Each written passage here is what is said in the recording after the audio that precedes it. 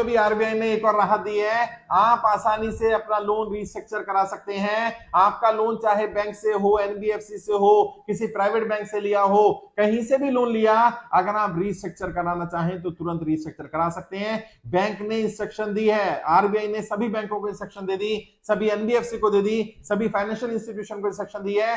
अगर कोई कस्टमर अपनी स्थिति बताता है और स्थिति के हिसाब से उसका लोन रीस्ट्रक्चर करना जरूरी है तो लोन को रीस्ट्रक्चर किया जाए।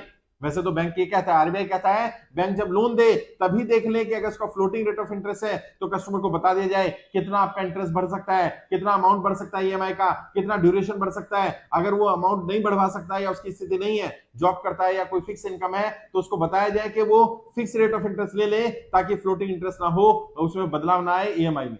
और अगर ड्यूरेशन बढ़ानी भी है तो भी कस्टमर को बताना पड़ेगा। अगर कस्टमर ड्यूरेशन बढ़ाना चाहता है कि मेरी ईएमआई को कम कर दिया जाए, अमाउंट को कम कर दिया जाए और मेरे टेन्योर को बढ़ा दिया जाए, तो ये फैसिलिटी भी कस्टमर को देनी पड़ेगी। और अगर कस्टमर उल्टा करता है, मान लीजिए कस्टमर के पास कहीं से पैसा आ गया और वो कहता मेरी ईएमआई को डबल कर दिया जाए और मेरी ड्यूरेशन को कम कर दिया जाए, तो वो भी फैसिलिटी बैंक को देनी पड़ेगी।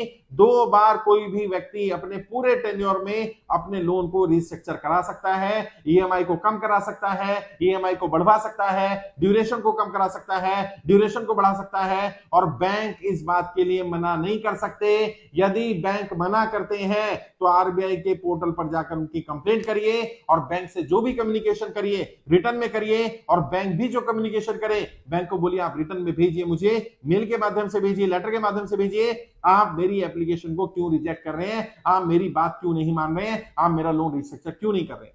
करना पड़ेगा। अगर आपने एक बार भी लोन रीस्ट्रक्चर नहीं कराया है तो 2 बार आपको फैसिलिटी मिल सकती है, मोरेटोरियम की फैसिलिटी मिल सकती है, इसके अलावा लोन रीस्ट्रक्चर कराने की फैसिलिटी मिल सकती है। बैंक से बात करेंगे, कम्युनिकेट करेंगे तो बैंक आपकी मदद जरूर करेगा। बैंक को आपको बताना पड़ेगा आप क्या चाहते हैं, और यदि आपको लग रहा है आपको नहीं मालूम मैं क्या चाहता हूं या मेरी मदद कैसे ज्यादा हो सकती है, तो आप बैंक के लेटर में लिख सकते हैं कि बैंक मुझे बताए इस परिस्थिति में बैंक मुझे क्या ऑफर दे सकता है, क्या सहूलियत दे सकता है, क्या मदद कर सकता है, बैंक मुझे कैसे सपोर्ट कर सकता है।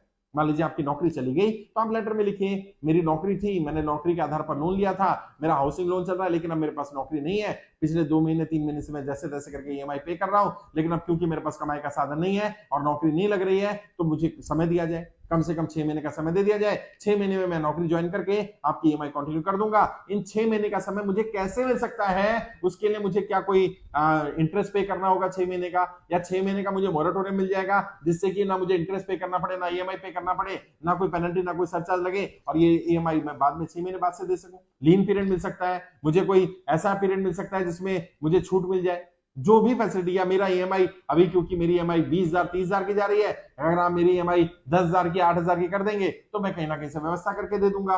तो जो भी आप कर सकते हैं आप अपनी स्थिति बता दीजिए, और बैंक क्या क्या कर सकता है बैंक से भी उसकी स्थिति के बारे में जानकारी ले लीजिए। आपके पास बैंक की भी जानकारी होगी और अपनी भी जानकारी होगी, आपके बैंक के पास होगी, आपने दी होगी, तो फिर बैंक को उसे रिजेक्ट कर पाना, मुकर पाना, उसको मना कर पाना इतना आसान नहीं होगा। फिर भी घबराना नहीं है, अगर कहीं दिक्कत आ रही है, परेशानी आ रही है, आप हमारी टीम से संपर्क करिए, हमारी टीम पूरी तरह से आपकी मदद करेगी।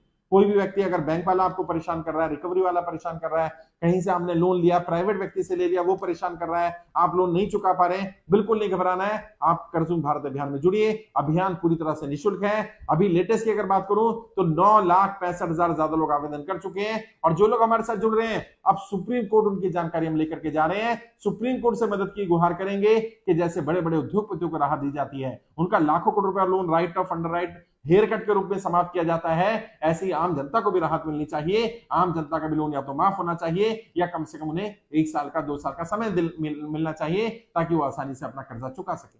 कर्जा लेना कोई अपराध नहीं है, अगर आप कर्जा नहीं चुका पा रहे ये भी कोई अपराध नहीं है। अपने आप को दोषी मत ठहराइए, अपने आप को जिम्मेदार मत ठहराइए, कोई गलत कदम मत उठाइए। मैं आपकी लड़ाई लड़ रहा हूं, मैं आपको कर्जे की दलदल से बाहर निकालूंगा और आपकी हर संभव मदद करने की भी कोशिश करूंगा।